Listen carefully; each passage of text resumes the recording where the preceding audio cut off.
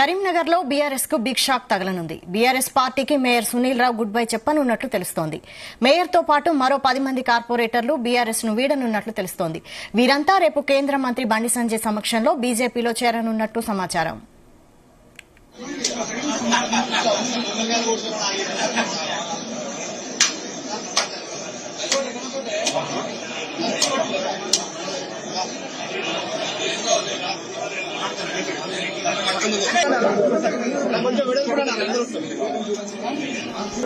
కరీంనగర్ లో బీఆర్ఎస్ కు big shock తగలనుంది. BRS పార్టీకి mayor Sunil Rao good bye చెప్పనున్నట్లు తెలుస్తోంది. మేయర్ తో పాటు మరో 10 మంది కార్పొరేటర్లు బీఆర్ఎస్ ను వీడనున్నట్టు తెలుస్తోంది. వీరంతా రేపు కేంద్ర మంత్రి బండి సంజయ్ సమక్షంలో బీజేపీలో చేరనున్నట్టు సమాచారం.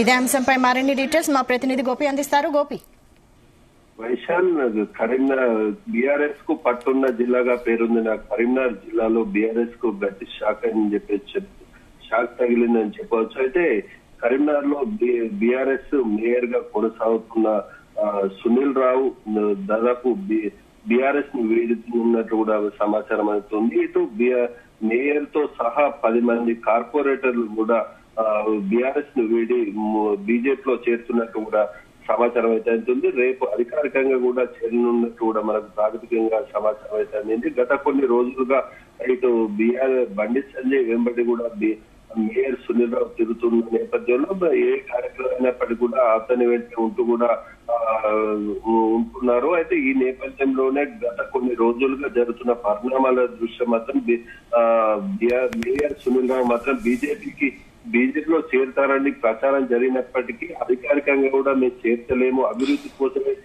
కలుస్తున్నాం అంటూ కూడా చెప్పొచ్చిన సందర్భాలు అయితే చాలా ఉన్నాయి.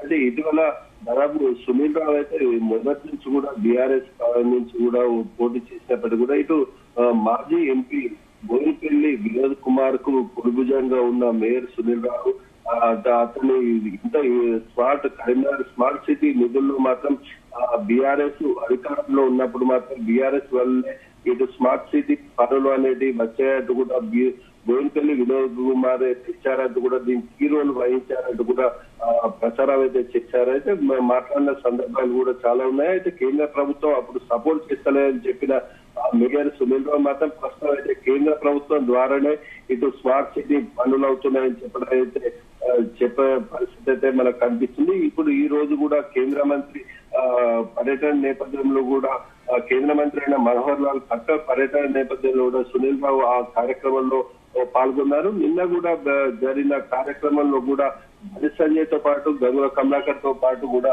పర్యటించిన మేయర్ సునీల్ రావు మాత్రం గత కొన్ని రోజులు కూడా ఈ చర్చలు జరుగుతున్నట్టు కూడా తెలుస్తుంది. అయితే మున్సిపల్ కార్పొరేషన్ మేయర్ పదవి అనేది దాదాపు జనవరి 26వ తేదీ చివరి తేదీ కానున్నట్టు కూడా మనకు తెలుస్తుంది. అయితే పూర్తి స్థాయిలో జనవరి 26వ తేదీ నాడు కార్పొరేషన్ కు ఇటు మున్సిపాలిటీలో కావచ్చు, ఇటు కార్పొరేషన్ కావచ్చు, ఈ కార్పొరేటర్లు కావచ్చు, కౌన్సిలర్ కావచ్చు చివరి ఈ డేగా కూడా చెప్పవచ్చు.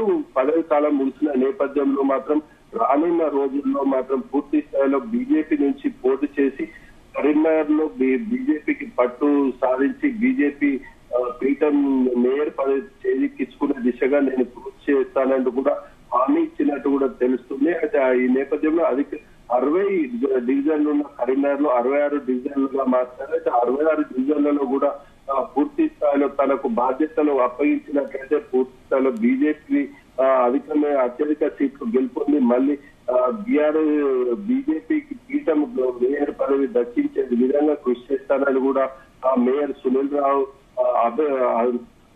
బండి సంజయ్ ముందు చెప్పినట్టు కూడా మనకు సమాచారం అయితే అందుతుంది.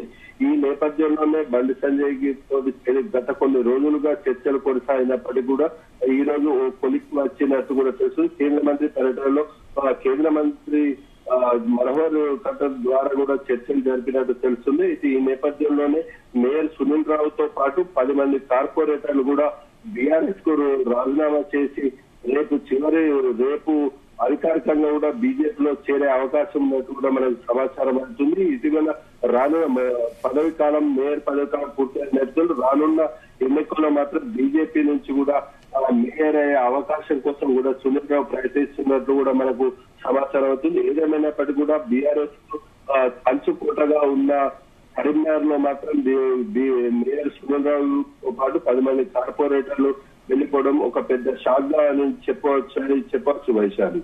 Right, thank you Gopi.